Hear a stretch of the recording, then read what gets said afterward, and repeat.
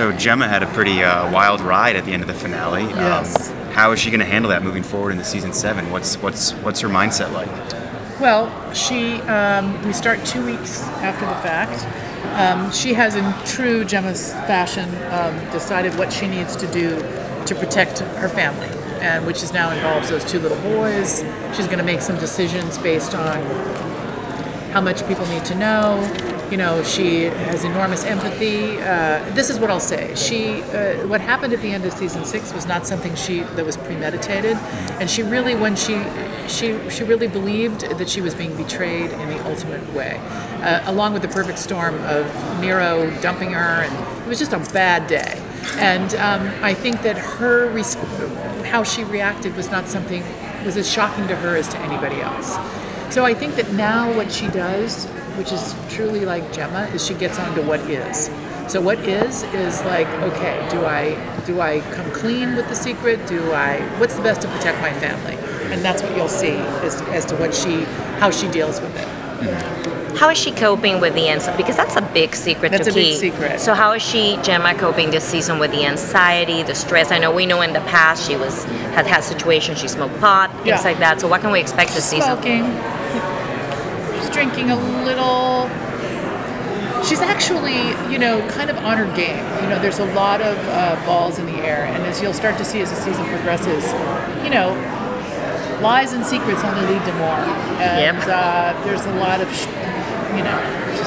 just crashes in. Mm-hmm. In the premiere episode, Gemma picks up Jax from prison.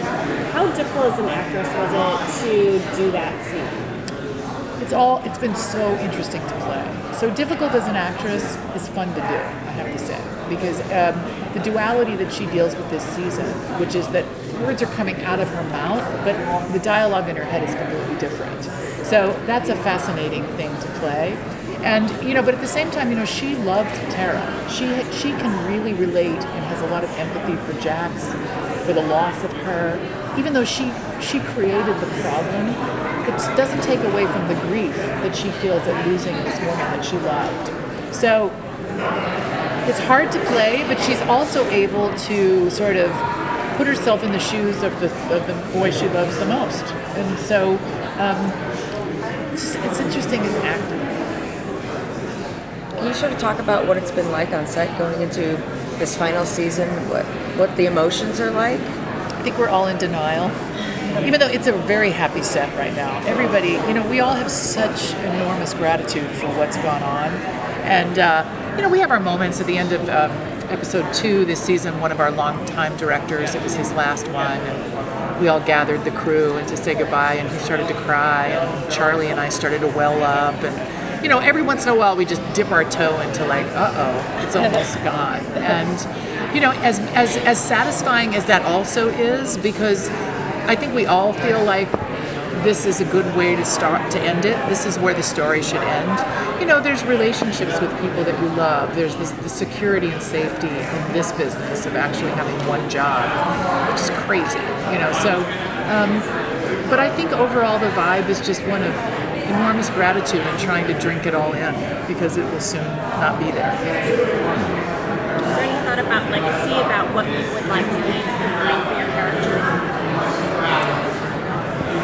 I don't know, man. I really like her, and I don't know how she functions ultimately with the weight of what you'll see this season.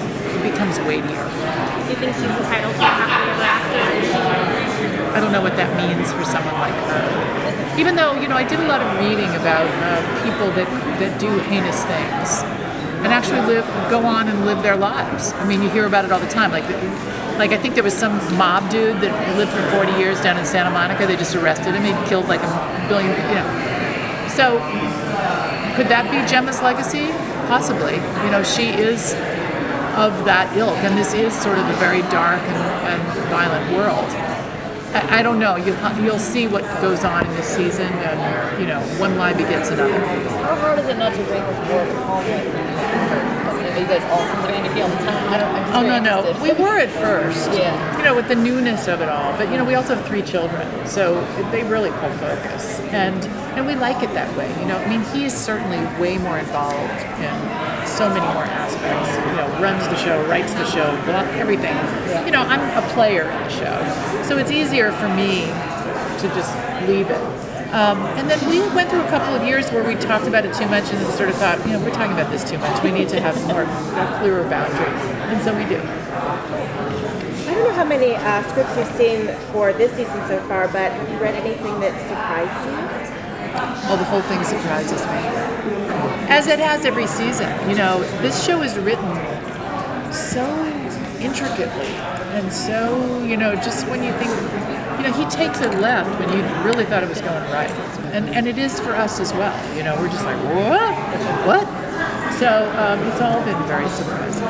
So when Gemma killed Tara, that was not premeditated, but what she does next is definitely premeditated. Do you think that makes her more irredeemable? Because she does... Well, you've seen the first episode, right? So at the end of the first, I can't say much without giving things away. But, I guess the bigger arc question is, can you live with a lie? If, the lie becomes huge. All right, thank you. Thank you. Thank you. Guys.